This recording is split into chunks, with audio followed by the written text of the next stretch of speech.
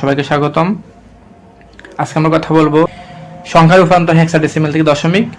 তার আগে বলে রাখি, যারা এই চ্যানেলে নতুন তারা অবশ্যই সাবস্ক্রাইব করবে এবং পাশের বেল আইকনে ক্লিক করে রাখবে যাতে করে পরবর্তী ভিডিও সবার আগে দেখতে পারো। পূর্ণ সংখ্যার ক্ষেত্রে আমাদেরকে একটা সিকিউ ফলো করতে হবে, সেটা হচ্ছে সংখ্যাটিকে ওর নিজস্ব বেস দ্বারা গুণ করতে হবে। ধনাত্মক পাওয়ার হবে, পাওয়ার ডান থেকে বাম দিকে হবে। 1 পাওয়ার 0 হলে 1 হবে, অর্থাৎ কোনো সংখ্যার উপর যদি পাওয়ার 0 হয় তার ভ্যালু হবে 1। B5D একটা হেক্সাডেসিমেল সংখ্যা, এটিকে এখন আমরা দশমিক সংখ্যা রূপান্তর করব। তো আমরা এটিকে ওর নিজস্ব বেস দ্বারা গুণ করব। তাহলে B গুণ 16 যোগ 5 গুণ 16 যোগ D গুণ 16, অর্থাৎ 0 1 2। আবার B এর হেক্সাডেসিমেল ভ্যালু হচ্ছে 11 গুণ 16 দিয়ে 16কে গুণ করলে হবে 256 যোগ এখানে হবে 5 গুণ 16 কে 16 যোগ D এর হেক্সাডেসিমেল ভ্যালু হচ্ছে 13 গুণ কোনো সংখ্যার উপর যদি 0 থাকে তার মান হবে 1। তাহলে আমরা যেটি পেলাম 11 দিয়ে 256কে গুণ করতে হবে 2816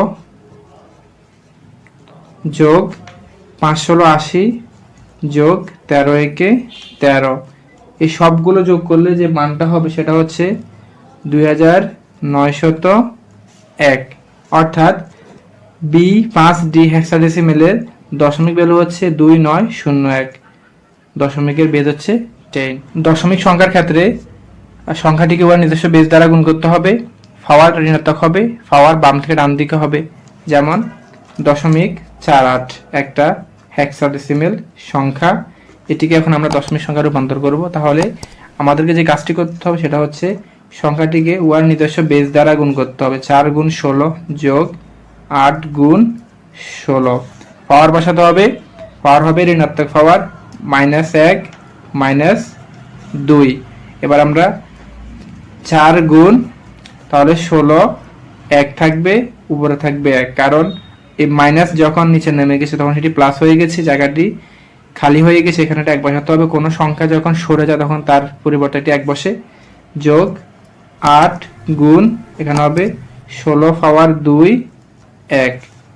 তাহলে 4 একে 4 16 একে 16 যোগ 8 একে 8, 16 দিয়ে 16কে যদি গুণ করা হয় তাহলে তার মান হবে 256।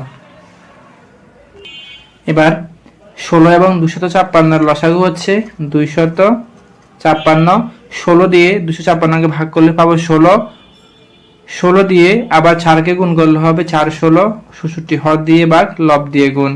256 দিয়ে 256কে ভাগ করলে 1, 8 একে 8। তাহলে 66 সাথে 8 যোগ করলে 72, নিচে হচ্ছে 256।